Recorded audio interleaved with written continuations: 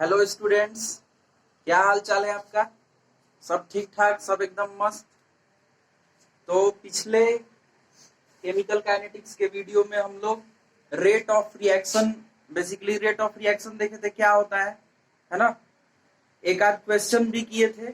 आज हम बोले थे कि उस पे बेस्ड और भी क्वेश्चन करेंगे और आगे का थ्योरी वगैरह भी पढ़ेंगे।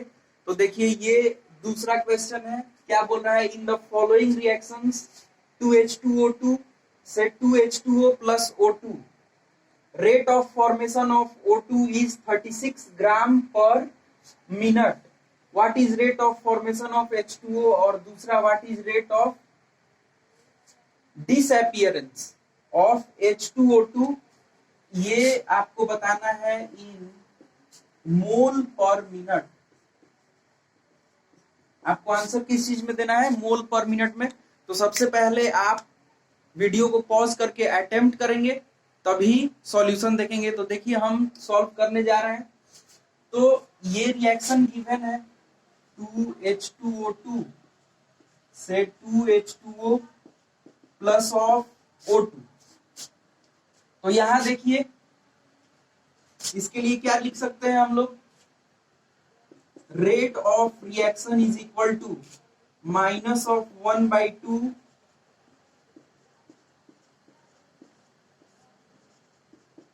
this will be equal to 1/2 del of H2O upon del of T is equal to delta O2 upon delta T। ये तो लिख सकते हैं, है ना। ये सब हम पिछले लेक्चर में बता चुके हैं। तो देखिए यहाँ पे किसके बारे में इंफॉर्मेशन दिया गया है, rate of formation of O2 given है, यानी कि ये चीज गिवन है, बट यहाँ पे ग्राम पर मिनट दिया हुआ है। तो चेंज हम लोग को मोल पर मिनट में बताना है, तो इसको मोल में कन्वर्ट करना पड़ेगा। तो आइए सबसे पहले इसको तो मोल पर मिनट में कन्वर्ट कर लिया जाए, है ना। तो देखिए 36 ग्राम पर मिनट, तो ये हो जाएगा 36 अपॉन 32 मोल पर मिनट में, क्योंकि ये O2 के लिए गिवन है ना। तो आप इसको मल्टीप्लाई, ये डिवाइड कीजिएगा, तो ये आ जाएगा 1.125, ये आ जाएगा 1.125। यानी कि मेरे पास delta O2 upon delta T का वैल्यू कितना आ गया, तो 1.125। अब क्या पूछ रहा है, rate of formation of H2O। Rate of formation of H2O पूछा जा रहा है, यानी कि ये वाला चीज पूछा जा रहा है आपसे। तो इसका वैल्यू तो हमको मिल गया 1.125। तो delta H2O upon delta T will be equal to 2 into 1.125। तो ये कितना आ जाएगा, ये आपको आ जाएगा 2.250 आ जाएगा। इसी तरीके से rate of disappearance of H2O2, rate of disappearance of H2O2 कौन सा इक्वेशन है, तो ये है।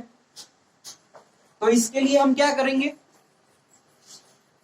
Rate of disappearance of H2O2, ये कितना हो जाएगा, तो ये भी यहाँ 2 से मल्टीप्लाई होगा, और ये तो पता ही है। तो 2 into 1.125 this will be equal to 2.250। तो आई होप कि आपको ये वाला चीज क्लियर हो गया होगा। देख लीजिए नेक्स्ट क्वेश्चन देखते हैं। For the given reaction N2 plus 3H2 से 2NH3, rate of NH3 is 1.7 kg per hour. Find rate of reaction of H2 in ग्राम पर मिनट। देखिए ये जेई में पूछा हुआ क्वेश्चन है। सबसे पहले आप अटेम्प्ट कीजिएगा, तभी सॉल्यूशन देखिएगा। देखिए सबसे पहले सॉल्व करने से पहले आप ये देख लीजिएगा कि रिएक्शन जो है वो बैलेंस्ड है कि नहीं। तो ये देखिए ये बैलेंस है। तो आइए सॉल्व किया जाए इसको। सबसे पहले रेट ऑफ NH3 दिया हुआ है, यहाँ पे हम लोग लिख सकते हैं rate of reaction will be equal to minus of delta N2 upon delta T minus of 1/3 delta H2 upon delta T equal to 1/2 into delta NH3 concentration by delta T। अब देखिए क्या दिया हुआ है, रेट ऑफ NH3 दिया हुआ है, इसका मतलब delta NH3 upon delta T, but ये कंसंट्रेशन है यहाँ इसका 1.7 kg पर आवर में दिया गया है और ग्राम पर मिनट में पूछा गया है। तो सबसे पहले देखिए इसको मोल पर मिनट में कन्वर्ट कर लेते हैं, फिर वहां निकालना होगा तो ग्राम पर मिनट में निकाल देंगे। तो delta concentration of NH3 upon delta T will be equal to,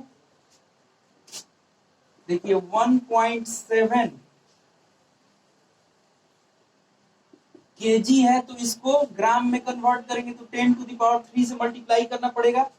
ये तो ग्राम हो गया, डिवाइडेड बाय 17 कर देंगे, 14 और 3 17, तो ये मोल में कन्वर्ट हो गया है ना। तो इतना मोल, और देखिए मोल पर ये आवर दिए हुए हैं, तो आवर को मिनट में कन्वर्ट करेंगे तो क्या करेंगे, डिवाइडेड बाय 60 करेंगे, तो ये कितना आ जाएगा,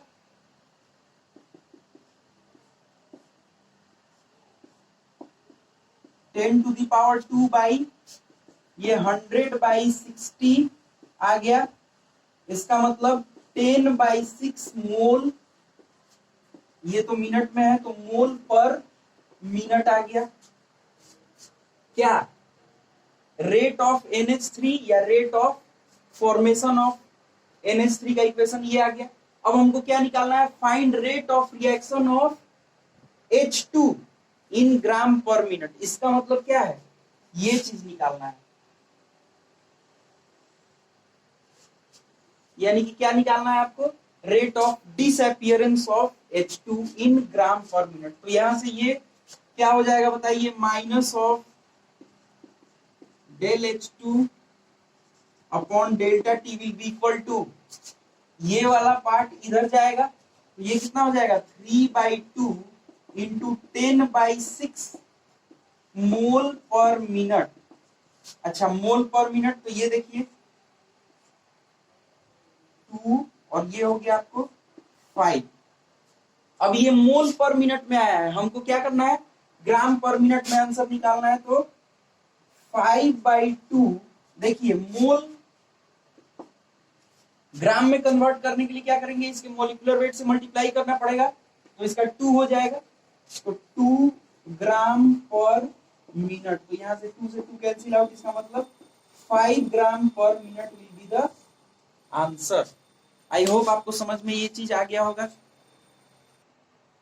नेक्स्ट क्वेश्चन देखते हैं। 2A gives 3B plus 4C, temperature 300 kelvin, volume 2 litres दिया हुआ है, find rate of reaction in ATM पर सेकेंड। देखिए ये दूसरा क्वेश्चन है, इसमें रेट ऑफ रिएक्शन ATM पर सेकेंड में आपको पूछा गया। इससे पहले हम लोग मोल या मोलैरिटी पर सेकेंड इस टाइप से बताते थे। तो सबसे पहले आप इसको अटेम्प्ट कीजिएगा, फिर सॉल्यूशन देखिएगा। तो देखिए हम सॉल्व करने जा रहे हैं। यहाँ पे ए के बारे में इंफॉर्मेशन गिवन है और रेट ऑफ रिएक्शन पूछा जा रहा है, तो यहाँ पे हम ये भी लिख सकते हैं, rate of reaction is equal to change in pressure, किसका, ए का, अपॉन dt, और यहाँ पे हाफ, ऐसा तो लिखा जा सकता है। अब P का हम लोग प्रेशर निकाल लेते हैं, तो एट, देखिए at T is equal to 0 हम लोग PV is equal to nRT लगा सकते हैं।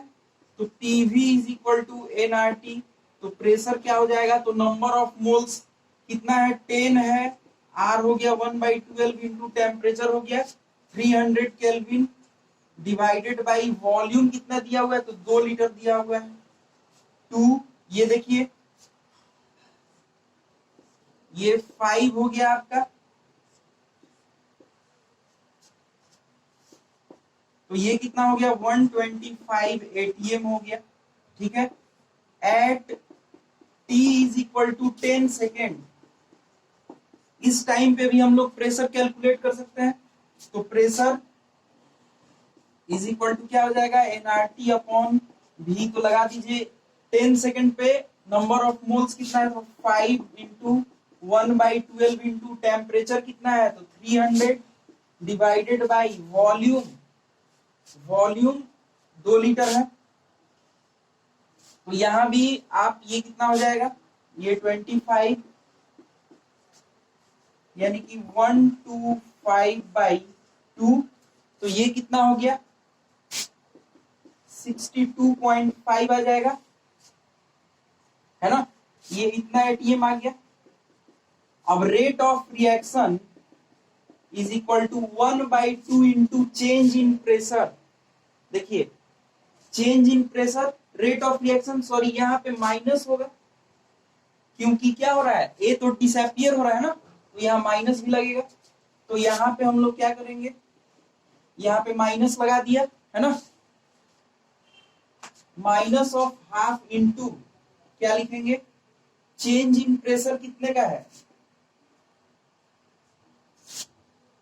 62.5 माइनस ऑफ 125, क्योंकि फाइनल माइनस इनिशियल होता है, इतना एटीएम डिवाइडेड बाई क्या लिखेंगे, टाइम में change 10।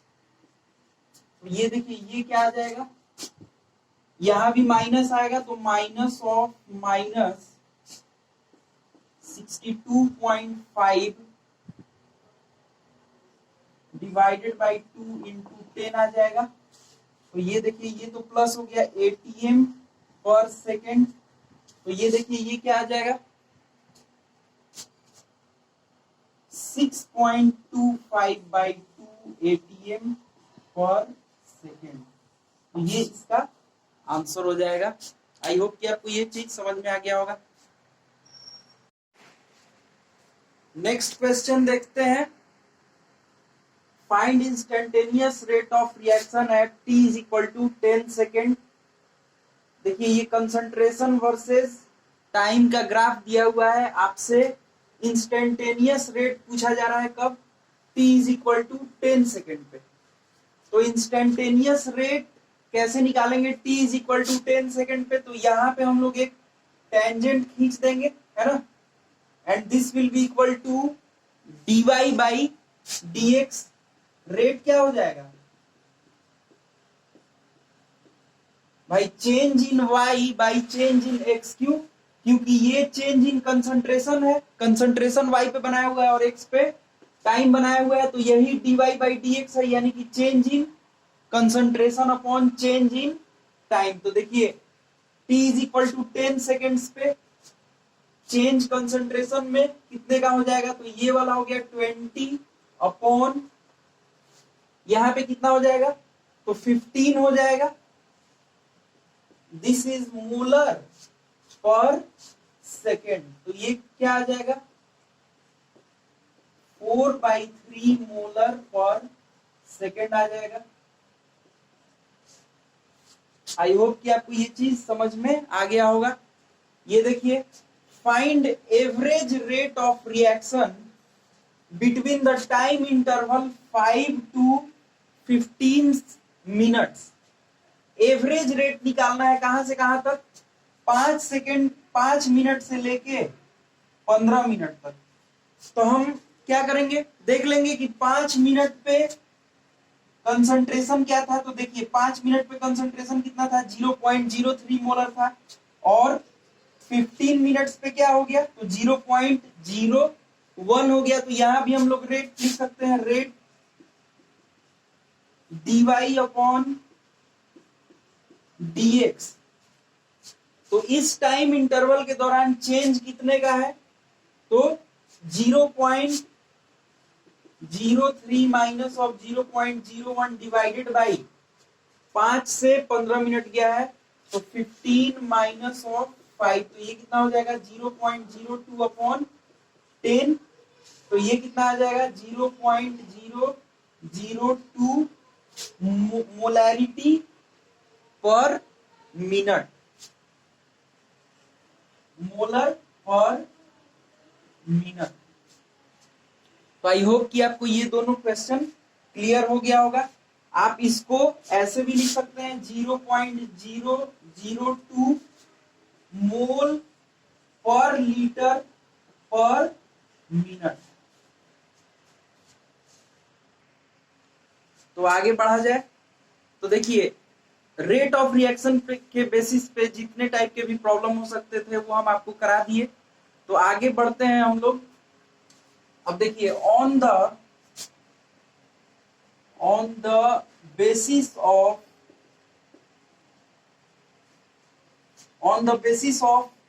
number of steps required for completion of reaction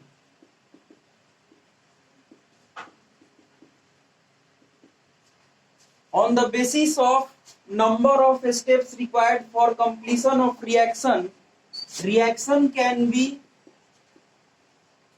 categorized as दो पार्ट में हम लोग डिवाइड कर सकते हैं। एक क्या एलिमेंट्री रिएक्शन और दूसरा complex reaction. Elementary reaction and second one is complex reaction.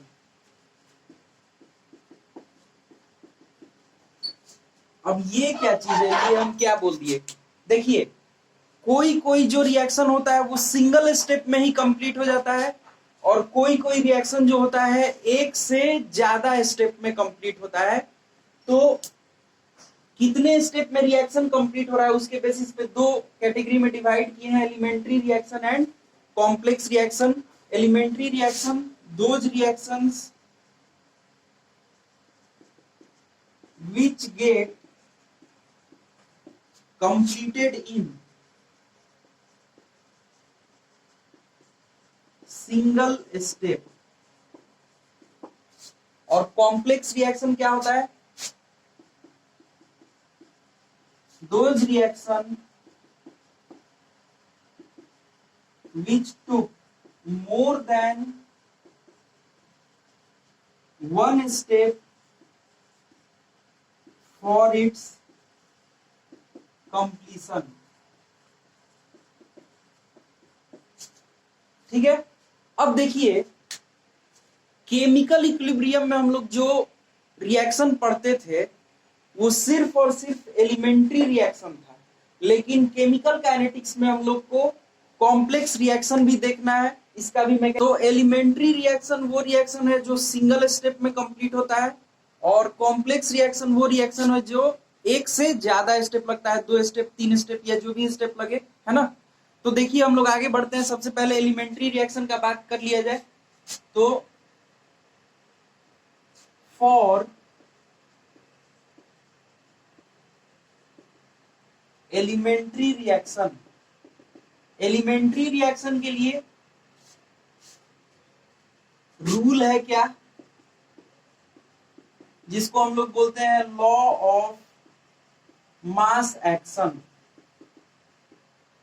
Gulberg और वागे नाम का साइंटिस्ट एलिमेंट्री रिएक्शन के लिए लॉ ऑफ मास एक्शन दिया है ना। और ये लॉ ऑफ मास एक्शन क्या कहता है कि for let suppose this is an elementary reaction. मान लीजिए कि ये कोई एक एलिमेंट्री रिएक्शन है।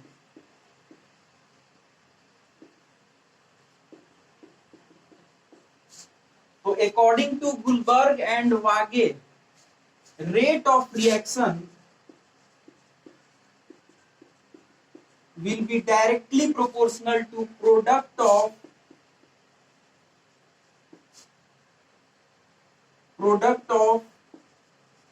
active mass of reactants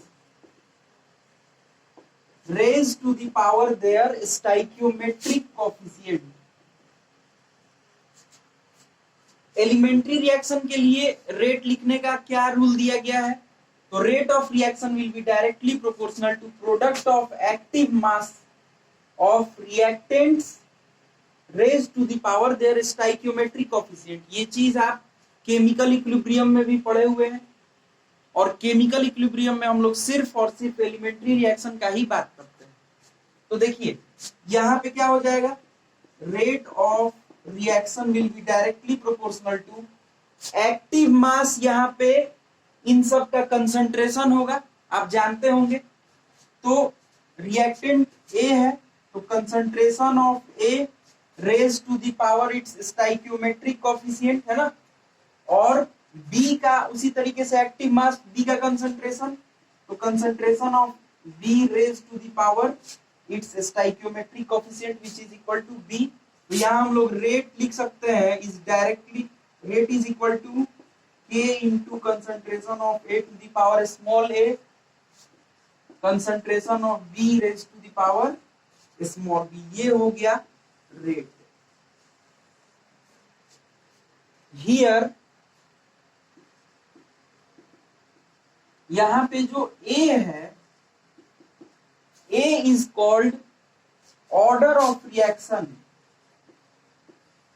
order of reaction with respect to A है ना, और B जो है this is order of reaction with respect to B। देखिए किसी भी एलिमेंट्री रिएक्शन के लिए, किसी भी एलिमेंट्री रिएक्शन के लिए उसका जो स्टाइकियोमेट्रिक कोएफिशिएंट होता है वही ऑर्डर में चला जाता है। किसी भी for an elementary reaction, for an elementary reaction there the stoichiometric coefficient of reactants is their order। किसी भी एलिमेंट्री रिएक्शन के लिए उसका जो स्टाइकियोमेट्रिक कोएफिशिएंट होगा रिएक्टेंट का वही उसका ऑर्डर होता है। तो A is order of reaction with respect to A and B is order of reaction with respect to B। Overall order of this reaction, overall order of this reaction will be equal to A plus small a plus small b। तो A plus b आपका हो गया overall order of reaction, and order of reaction with respect to A हो गया small a, and order of reaction with respect to B हो गया आपको small b। तो ये एलिमेंट्री रिएक्शन के लिए था। आई होप आपको ये चीज समझ में आ गया होगा। तो नेक्स्ट हम लोग कॉम्प्लेक्स रिएक्शन देखते हैं। देखिए कॉम्प्लेक्स रिएक्शन क्या होता है, जो एक से ज्यादा स्टेप में कंप्लीट हो। तो कॉम्प्लेक्स रिएक्शन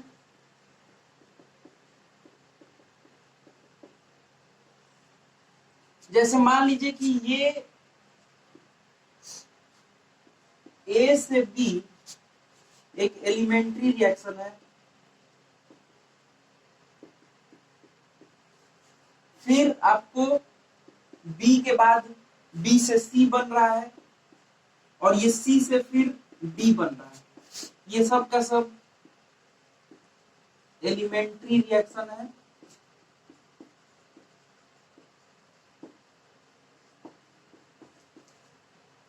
अब जैसे जो A से D रिएक्शन होगा, जो रिएक्टेंट A से D बना होगा, ये क्या हुआ होगा, इसमें देखिए 3 स्टेप इन्वॉल्व है। क्या A से D कैसे बनाया, तो पहले A से B गया है, फिर B से C गया है, फिर C से D गया है। तो इसका मतलब है कि ये this reaction consists of more than one step for completion, hence it is complex reaction.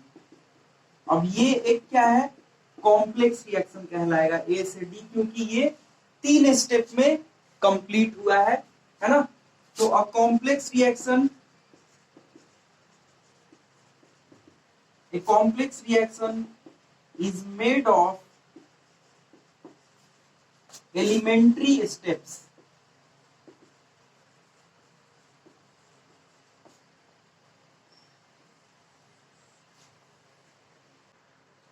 पिछला बार यही एलिमेंट्री रिएक्शन था, इसी को हम कॉम्प्लेक्स रिएक्शन मान लीजिए।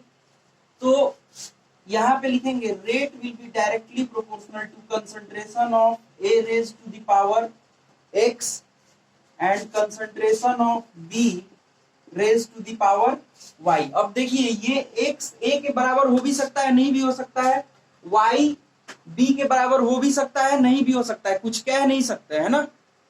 वो हमको where x is order with respect to a and y is order with respect to b, ठीक है। और overall order of reaction will be equal to x plus y. अब इसमें देखिए एलिमेंट्री रिएक्शन में क्या होता था, जो यहां पे कोफिशिएंट होता था वही पावर में आ जाता था और वही ऑर्डर भी हो जाता था, लेकिन यहां पर ऐसा नहीं है। अब सवाल ये है कि भाई x और y निकलेगा कैसे, क्या होगा, तो x and y will be determined by experimental methods और कुछ मैकेनिज्म वगैरह दिया हुआ रहेगा, मैकेनिज्म मेथड लिख लीजिए। इसका मतलब यह है कि जो कॉम्प्लेक्स रिएक्शन का ऑर्डर होता है उसको डिटरमाइन करने के लिए क्वेश्चन वगैरह में कुछ दिया हुआ रहेगा, या तो कुछ एक्सपेरिमेंट्स वगैरह दिए हुए रहेंगे या फिर मैकेनिज्म वगैरह दिया हुआ रहेगा। उस तरीके से आप कॉम्प्लेक्स रिएक्शन का ऑर्डर निकालते हैं। लेकिन एलिमेंट्री में ऐसा नहीं था, जो यहाँ पे रिएक्टेंट्स का कोफिशिएंट होता था वही ऑर्डर हो जाता था। तो कॉम्प्लेक्स रिएक्शन में हमको अलग से ऑर्डर निकालना होता है, ठीक है। अब एक दो बात और, जैसे एग्जांपल करते हैं, let suppose a plus 2b gives c plus 2d। ये मान लीजिए कि एक एलिमेंट्री रिएक्शन है, ये एक एलिमेंट्री रिएक्शन है, तो हम आराम से लिख सकते हैं कि order of reaction with respect to a will be equal to 1, क्योंकि यहाँ पे इसका कोफिशिएंट क्या है, 1 है। Order of reaction with respect to b will be equal to 2 and overall order of reaction कितना हो जाएगा, तो 3 हो जाएगा। लेकिन अगर यही कॉम्प्लेक्स रिएक्शन दिया हुआ रहता, जैसे a plus 2b c plus 2d, अगर ये कॉम्प्लेक्स रिएक्शन दिया हुआ है कि this is your complex reaction, तब हम ऐसा नहीं लिख सकते हैं कि rate is equal to k a और b टू द पावर 2, ये गलत हो जाएगा। रेट हमको लिखना पड़ेगा r is equal to k a to the power x and b to the power y, और x और y हमको निकालना पड़ेगा, है ना। तो ऑर्डर के बारे में देखिए कुछ चीज। Order of reaction can be calculated for both elementary and complex reaction. अभी हम लोग देख चुके हैं, दोनों का ऑर्डर हम लोग बता सकते हैं। Order of reaction can B, देखिए ये बहुत इंपॉर्टेंट पॉइंट है, रिएक्शन का ऑर्डर 0 भी हो सकता है, पॉजिटिव भी हो सकता है, निगेटिव भी हो सकता है, या फिर फ्रैक्शन में भी हो सकता है। जैसे हाफ ऑर्डर भी पढ़ेंगे हम लोग, ये सब फ्रैक्शनल भी है। तो ऑर्डर कुछ भी हो सकता है, 0, पॉजिटिव, निगेटिव और इन फ्रैक्शनल भी हो सकता है। अच्छा, एलिमेंट्री रिएक्शन के लिए तो ऑर्डर क्या होगा, जो कोफिशिएंट ऑफ रिएक्टेंट्स है वही पावर में चला जाता है, तो वही ऑर्डर हो जाता है। लेकिन कॉम्प्लेक्स रिएक्शन में ऐसा नहीं होता है। तो order of complex reaction can be determined by, दो मेथड होता है, एक तो एक्सपेरिमेंट आपको दिया हुआ रहेगा, उसका डेटा दिया हुआ रहेगा, वहां से आप कैलकुलेट कीजिए, या फिर दूसरा जो भी स्टेप हुआ है उसका मैकेनिज्म दिया हुआ रहेगा। जैसे मान लीजिए कि कोई एक कॉम्प्लेक्स रिएक्शन 2 स्टेप में कंप्लीट हो रहा है, तो उसका पूरा मैकेनिज्म दिया हुआ रहेगा, उसके बेसिस पे हम लोग कैसे ऑर्डर निकाल सकते हैं, आइए देखा जाए। तो सबसे पहला हम लोग देखेंगे कि एक्सपेरिमेंटल वैल्यूज मेथड से किसी भी कॉम्प्लेक्स रिएक्शन का ऑर्डर कैसे निकालते हैं। तो आइए अब हम लोग देखते हैं कि एक्सपेरिमेंटल वैल्यू मेथड से किसी भी कॉम्प्लेक्स रिएक्शन का ऑर्डर कैसे डिटरमाइन करेंगे, है ना।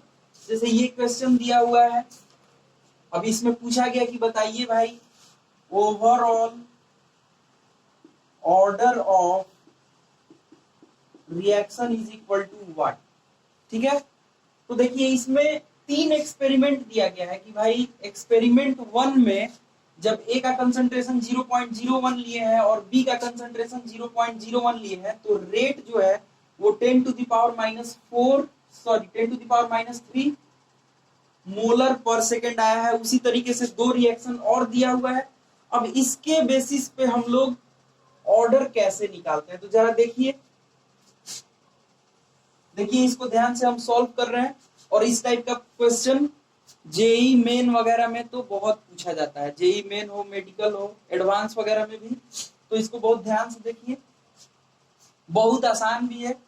तो हम किसी भी कॉम्प्लेक्स रिएक्शन का इसका रेट लिख सकते हैं क्या, R will be directly proportional to A to the power something x ले लेते हैं और B to the power y ले लेते हैं, जहां पे x is order with respect to A and y is order with respect to B.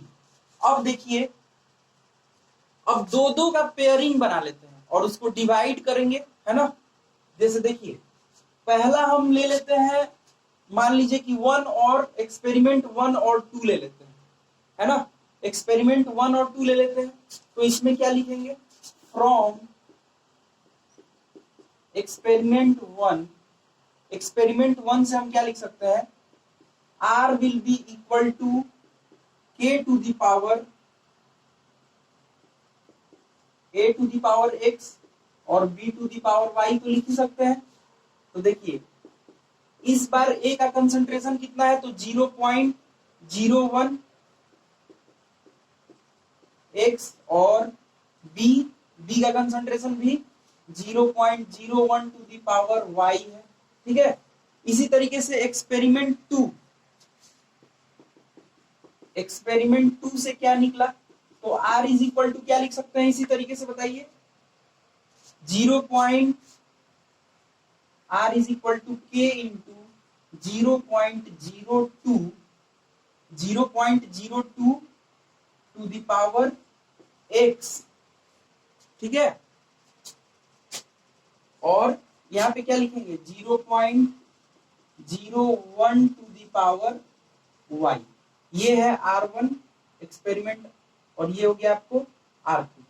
अब हम इन दोनों को डिवाइड कर देते हैं। दोनों को डिवाइड करने से फायदा क्या होगा, ये Y वाला टर्म कैंसिल आउट हो जाएगा, तो X यहां से निकाल लेंगे, है ना। तो देखिए R1 डिवाइडेड बाई R2 अगर हम लोग करते हैं तो ये कितना हो जाएगा, R1 डिवाइडेड बाई R2 अगर किया जाए तो R1 10 to the power -3 upon 2 into 10 to the power -3 ये रेट है। This is equal to R1 K into concentration of 0.01 to the power X 0.01 to the power Y divided by K 0.02 to the power X 0.01 to the power Y। अब देखिए ये तो cancel out हो गया, ये सब cancel out हो गया, Y वाला भी टर्म कैंसिल आउट हो गया। यहां से क्या आया, 1/2 इज इक्वल टू, ये क्या आ जाएगा, ये भी 1/2 टू द पावर X आ जाएगा। और यहां से हम देख सकते हैं कि X इज इक्वल टू 1 आ गया। तो चलिए X इज इक्वल टू तो 1 आ गया, है ना। अब देखिए, अब एक बार एक्सपेरिमेंट कौन कौन सा लें, 1 और 3 ले लेते हैं। तो 1 और 3 जब लेंगे तो A का टर्म कैंसिल आउट हो जाएगा। इस बार हम क्या किए थे, B वाला टर्म मेरा कैंसिल आउट हुआ था, इस बार A वाला टर्म को कैंसिल आउट कर देते हैं। तो देखिए क्या लिखेंगे, फ्रॉम एक्सपेरिमेंट नंबर 1, एक्सपेरिमेंट 1 से 10 to the power -3 rate will be equal to 0.01 to the power X into 0.01 to the power y। इसी तरीके से एक्सपेरिमेंट 3 से, फ्रॉम एक्सपेरिमेंट नंबर 3, देखिए यहां से क्या लिखेंगे, और दोनों को क्या कर रहे हैं, डिवाइड कर रहे हैं। एक्सपेरिमेंट 3 से क्या आ जाएगा, ये 10 टू द पावर -3 तो यहां भी है, this is equal to 0.01 to the power x, और यहां पे कितना है, तो 0.02।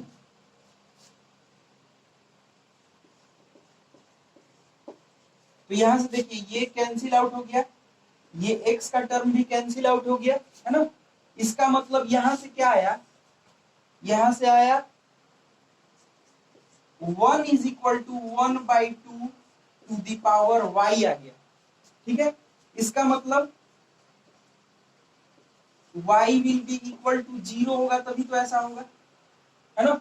तो हम लोग निकाल लिए, order with respect to a कितना आ गया, तो x था और x का वैल्यू 1 आ गया, और order with respect to b y लिए थे जो कि 0 आ गया। तो ऑर्डर विथ, देखिए यहां पे लिख रहे हैं, order with respect to a is equal to कितना हो गया, 1। Order with respect to b कितना हो गया, 0 हो गया।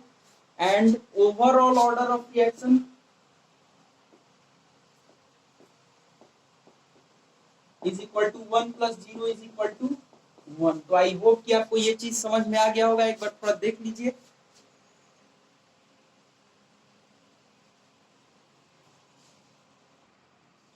तो ये नेक्स्ट क्वेश्चन है, आप सबसे पहले इसको अटेम्प्ट कीजिए तभी सॉल्यूशन देखिए। जो पिछला वाला क्वेश्चन था बिल्कुल उसी के जैसा है, ये रिएक्शन दिया हुआ है और रेट दिया हुआ है, पूछा गया है find overall order of reaction, और ये एक्सपेरिमेंट दिया गया है 3।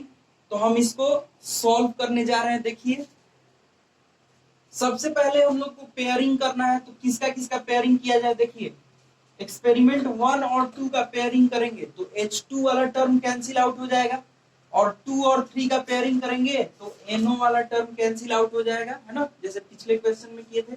तो सबसे पहले हम लोग एक्सपेरिमेंट 1 और experiment 2, experiment 1 is divided by experiment 2 कर देते हैं। तो एक्सपेरिमेंट 1 के लिए हम लोग R1 लिख लेते हैं। R1 इज इक्वल टू क्या लिखेंगे, K concentration of NO to the power m और H2 to the power n, यही रेट है ना। तो इसी पे बेस्ड R1 क्या हो जाएगा, देखिए एक्सपेरिमेंट 1 से R1 हो जाएगा 3 into 10 to the power -5 is equal to K 5 into 10 to the power -3 to the power m, ठीक है, into concentration of H2 which is 2.5 into 10 to the power -3 to the power n। ये हो गया experiment 1 from experiment 1 से। तो 1 divided by हमको 2 करना है, ठीक है। तो देखिए 2 में क्या हो जाएगा, R2 9 into 10 to the power -5, तो 9 into 10 to the power -5, this is equal to K concentration of NO which is 15 into 10 to the power -3 to the power m, and H2 2.5 into 10 to the power -3 to the power n। देखिए यहां से कौन सा, ये वाला term तो cancel out हो गया, ठीक है। ये देखिए ये गया, ये क्या आ गया 1/3 इज इक्वल टू K भी कैंसिल आउट हो गया, और यहां से ये क्या आया 1/3, तो 1/3 टू द पावर m आ गया। इसका मतलब this implies m is equal to 1 हो जाएगा। तो देखिए यहां से हम m का वैल्यू निकाल लिए, m इज इक्वल टू 1 आ गया। उसी तरीके से हम लोग n का भी वैल्यू निकाल लें, तो n का वैल्यू निकालने के लिए यहाँ 1 और 2 डिवाइड किए थे, और यहाँ पे क्या कर देते हैं 2 और 3 को डिवाइड कर देते हैं, तो कंसंट्रेशन ऑफ NO वाला टर्म कैंसिल आउट हो जाएगा। तो आइए 2 divided by experiment 2 divided by experiment 3 अगर किया जाए तो 2 का देखिए R 9 into 10 to the power -5 2 divided by 3 कर रहे हैं।